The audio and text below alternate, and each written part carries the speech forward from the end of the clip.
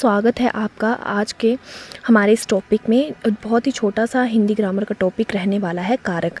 अगर कारक आपको अच्छे से समझ आ गया तो हम समास बहुत ही इजीली समझ सकेंगे। तो शुरू करते हैं आज की हमारी क्लास। सबसे पहले हम कारक की परिभाषा देखेंगे। परिभाषा कहती है संज्ञा या सर्वनाम का संबंध विशेषकर क्रिया के साथ बताया जाए उसे कारक कहते हैं। यानी कि एक वाक्य में जो विभिन्न शब्द प्रयोग होते हैं उनमें जो हम संबंध प्रकट करते हैं उसे ही हम बोलते हैं कारक। एग्जाम्पल से ज़्यादा समझ आएगा।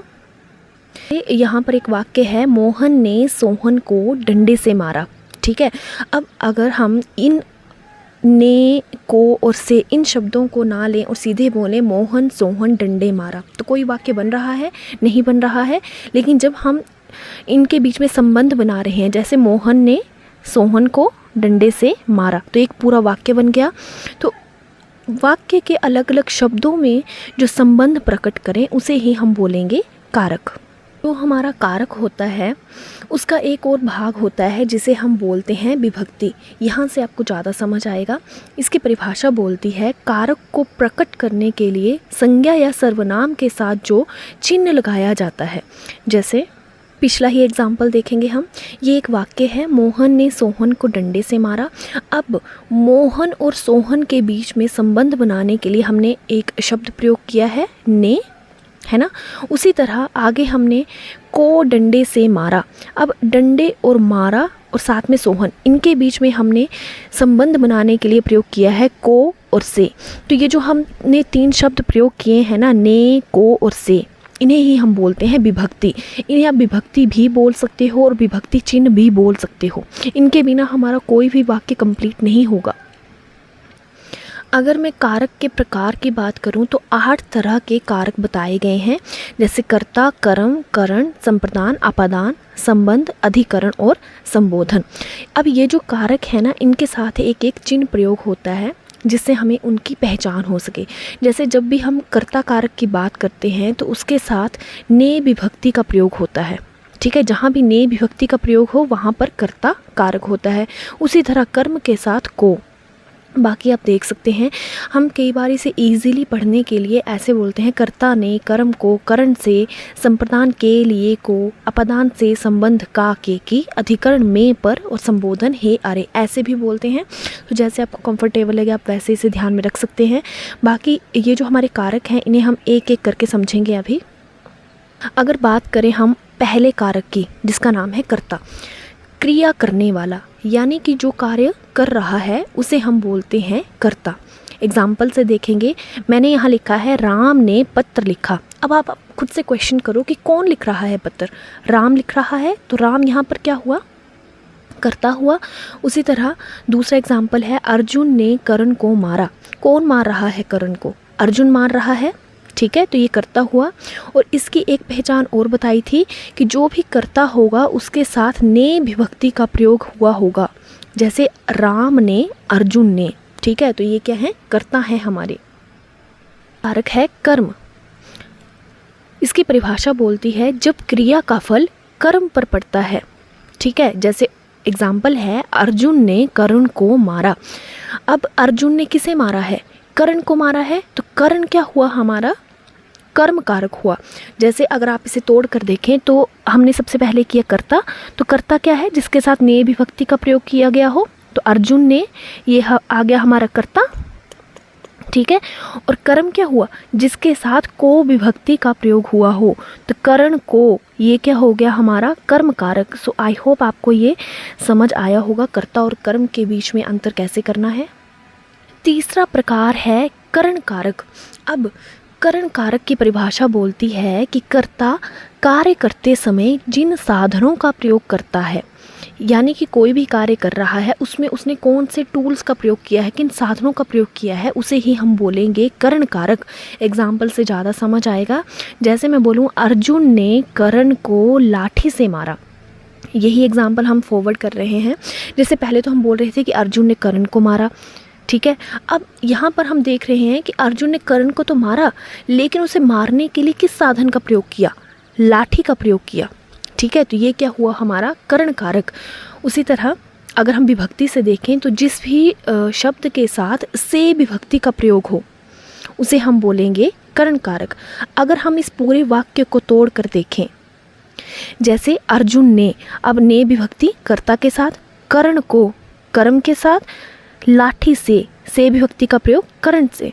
ठीक है, अर्जुन ने करण को लाठी से मारा। इसे संप्रदान कारक, इसकी परिभाषा बोलती है कि जिसके लिए क्रिया की जाती है या उसका बोध कराने वाले संज्ञा या सर्वनाम के रूप को संप्रदान कारक कहते हैं। अगर परिभाषा समझ नहीं आई है तो एग्जाम्पल से तो आपको समझ आ ही जाएगा।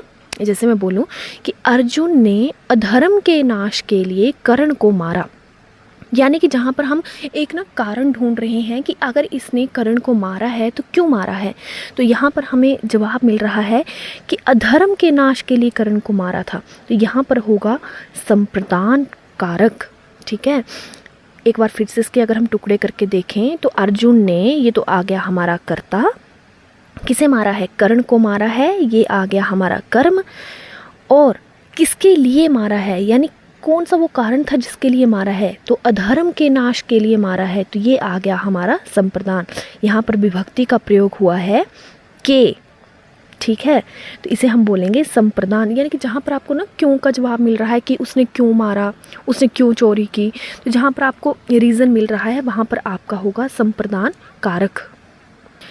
नेक्स्ट है अपादान कारक। इसकी परिभाषा संज्ञा या सर्वनाम के जिस रूप से जुदाई का बोध हो, जुदाई यानी बिछड़ने का, अलग होने का पता चलता है, वहाँ पर हमारा अपादान कारक है। यहाँ पर बहुत ही इंपॉर्टेंट एग्जाम्पल दिया जाता है कि पेड़ से पत्ते गिरते हैं। अब पेड़ से जब पत्ते गिर रहे हैं तो वो अलग हो रहे हैं ना पेड़ से, तो इसे हम बोलेंगे अपादान। नदी पहाड़ों से निकलती है, अब नदी पहाड़ों से निकल रही है यानी कि पहाड़ों को छोड़कर आगे बढ़ रही है, तो इसमें होगा हमारा अपादान कारक। और एग्जांपल देती हूँ, जैसे मैं बोलूँ राहुल जयपुर से बनारस जाता है, तो यहाँ पर क्या हो रहा है, जयपुर को छोड़कर बनारस जा रहा है, एक जगह को छोड़ रहा है, तो यहाँ पर अपादान कारक आएगा। या अपादान कारक को हमें पहचानना हो तो जहाँ पर हम किन्हीं में तुलना कर रहे हों, जैसे मैं बोलूँ राहुल सोहन से अच्छा है, तो मैं राहुल और सोहन के बीच में तुलना कर रही हूँ, तो यहाँ पर अपादान कारक आएगा। या जहाँ पर हमें भय का भाव हो, यानी कि डर का भाव हो, जैसे मैं बोलूँ बच्चे अंधेरे से डरते हैं, डर का भाव है इसमें, तो इसमें हमारा अपादान कारक आएगा। सो आई होप इन एग्जाम्पल से आपको समझ आया होगा कि अपादान कारक होता क्या है। नेक्स्ट है संबंध कारक।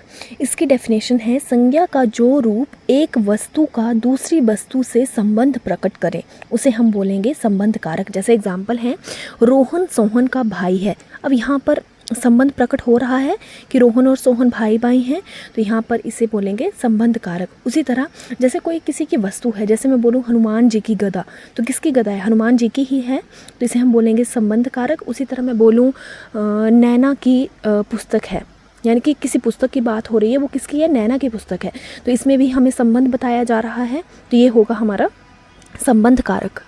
है अधिकरण कारक। अब अधिकरण कारक क्या है कि संज्ञा के जिस रूप से क्रिया के आधार का बोध हो। एग्जाम्पल देखते हैं, जैसे मैं बोलूँ पक्षी पेड़ पर बैठे हैं, अब पक्षी बैठे तो हैं लेकिन बैठे किसके ऊपर हैं, पेड़ पर, तो पेड़ इसका आधार है। ठीक है, यहाँ पर आएगा अधिकरण। उसी तरह मेज पर पुस्तक पड़ी है, अब पुस्तक रखी है लेकिन किसके ऊपर, आधार क्या है उसका, मेज है, तो ये है हमारा अधिकरण कारक। उसी तरह मैं बोलूँ कि अर्जुन ने कर्ण को रणभूमि में मारा, कहाँ मारा, रणभूमि में, आधार क्या है, रणभूमि, तो यहाँ पर अधिकरण कारक आएगा। हमारा लास्ट कारक है संबोधन कारक। बहुत ही इजी और बहुत इजीली समझ आएगा।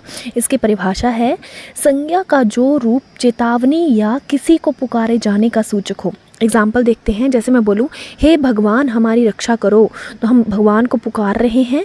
ठीक है, और इसके अलावा यहाँ पर इस तरह का शब्द प्रयोग हुआ है, तो इसे हम बोलेंगे संबोधन। जैसे अगर मैं बोलूँ अरे मोहन इधर आओ, किसी को पुकार रही हूँ, तो अरे का प्रयोग हुआ है, तो यहाँ पर संबोधन कारक आएगा। इजीली आप बोल सकते हो कि जहाँ पर हम किसी को पुकार रहे हैं वहाँ पर संबोधन कारक आएगा। सो ये था हमारा आज का बहुत ही छोटा सा टॉपिक कारक, जिसके बेसिस पे हम नेक्स्ट समास समझने वाले हैं। और जैसे ही हमारे टॉपिक कंप्लीट होंगे हम जल्दी से टेस्ट सीरीज़ की तरफ चलेंगे ताकि आपका रिवीजन अच्छे से हो जाए।